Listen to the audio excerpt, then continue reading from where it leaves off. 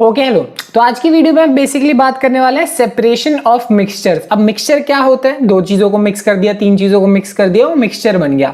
अब हम क्या करेंगे कि मिक्सचर बन तो गया, अगर मान लो मुझे उसे अलग करना हो, सेपरेट करना हो तो कैसे करेंगे। और उसमें भी हम स्पेसिफिकली बात करेंगे सॉलिड सॉलिड मिक्सचर की। अगर मैं दो सॉलिड मिक्सचर्स को साथ में जोड़ दूंगा तो क्या क्या तरीके हैं मेरे पास उनको अलग अलग करने की। ठीक है, अब यहाँ पे मान लो एग्जाम्पल के तौर पर मेरे पास सैंड और सॉल्ट, मतलब मिट्टी और नमक, इसको मैं साथ में मिक्स कर दूं तो इन दोनों का अगर मैंने मान लो मिक्सचर बना दिया तो इनको अलग करने का क्या तरीका है। तुम्हारे दिमाग में बहुत सिंपल सा आइडिया आया होगा और बिल्कुल वो सही आइडिया है। क्या करेंगे, अगर हम सुटेबल सॉल्वेंट, ओवरऑल अगर मैं मान लो वाटर का इस्तेमाल करूं, ठीक है, अगर इस मिक्सचर में मैं पानी डाल दूं, ठीक है, तो पानी डालने से होगा क्या कि सॉल्ट जो है वो तो वाटर में मिक्स हो जाएगा, बट सैंड वाटर में मिक्स नहीं होगा। अब सैंड वाटर में मिक्स नहीं होगा तो वो नीचे अलग सा बैठ जाएगा, ठीक है, और सॉल्ट मिक्स हो गया अच्छे से। अब इसमें इसी को मैं फिल्टर पेपर से अगर मान लो पास कराता हूं, ये फिल्टर पेपर है ना, फिल्टर पेपर अगर पता होगा वो चाय की छन्नी जैसा होता है ना, जैसे बिल्कुल सेम वैसा ही है।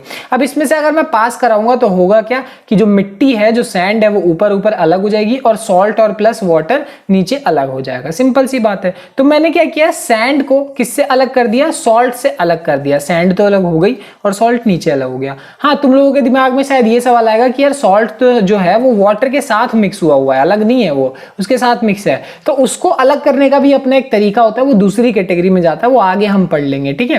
पर फिलहाल हमने सैंड और सॉल्ट को तो अलग कर लिया। और क्या कैसे किया, by using a suitable solvent. तो ओवरऑल यहां हमने क्राइटेरिया क्या यूज किया कि कभी कभार दो सॉलिड्स को जब हम मिक्स करते हैं तो कोई एक जो है वो मिक्स हो पाता है और दूसरा मिक्स नहीं हो पाता, एक की सॉल्युबिलिटी अच्छी है, दूसरे की अच्छी नहीं है, तब हम यही वाला तरीका इस्तेमाल करते हैं। तो अब अगला तरीका, अगला मेथड जो हमारे पास है वो देखो यहाँ पे। अगर मान लो मैं नैप्थलीन बॉल्स को, ये नैप्थलीन बॉल्स हैं, अगर तुम्हें पता हो थोड़ा बहुत ही किसके साथ वो करेगा, मान लो कपूर घर में यूज होता है ना, कपूर जो जलाने के लिए यूज होता है, या फिर ये नैप्थलीन बॉल्स कपड़ों में डाल देते हैं, उनमें से बदबू ना आए इसलिए।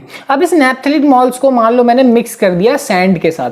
अब तुम बोलोगे ये तो नॉर्मल सी गोलियां हैं, इसको तो मैं उंगलियों से भी अलग कर लूंगा, ठीक है, बट मान लो मैंने इसका पाउडर बना के इसके साथ मिक्स कर दिया और फिर अलग करने के लिए बोला गया, तो कैसे अलग करोगे, यहां प्रॉब्लम वाली बात आ गई। तो यहां हम मेथड का इस्तेमाल करते हैं और वो क्या है, सब्लिमेशन।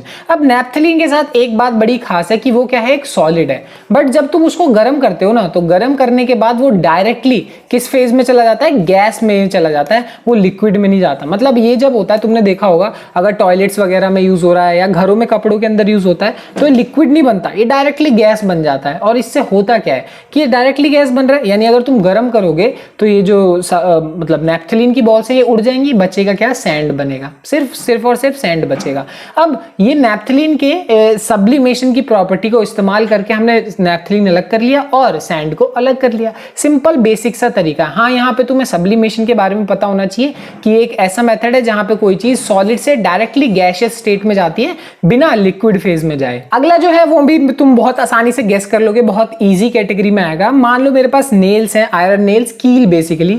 अब कील है, उसको तुमने मिक्स कर दिया मान लो मिट्टी में, फिर से मिट्टी में ही कील मिक्स हो रखी है और अब इसको अलग करना है। तो तुम्हारे दिमाग में पक्का बढ़िया सा आइडिया होगा कि हम लोग क्या इस्तेमाल कर लेंगे, मैग्नेट का इस्तेमाल कर लेंगे। तो मैग्नेट का इस्तेमाल करके हम बड़ी ही आसानी से सैंड को और एक ऐसा मटेरियल जो कि मैग्नेटिक है उसको अलग कर सकते हैं। क्योंकि कई बार होता ऐसा है कि कुछ मटेरियल ऐसे हैं जो कि मैग्नेट से प्रभावित हैं, उससे अट्रैक्ट हो जाते हैं, बट कुछ ऐसे हैं जो कि नहीं होते, तो उनको सेपरेट करना तो बहुत ज्यादा इजी आ गया। तो ये जो कैटेगरी थी ये था separation of solid solid mixture, है ना, सॉलिड और सॉलिड को कैसे करें, और ये बहुत इजी था, ठीक है। इंपॉर्टेंट है इसके आगे जो है वो ज्यादा इंपॉर्टेंट है। खैर ये भी बहुत अपने आप में जरूरी होता ही है, ऐसा भी नहीं फालतू है। खैर मिलते हैं अगली क्लास में, बाय बाय।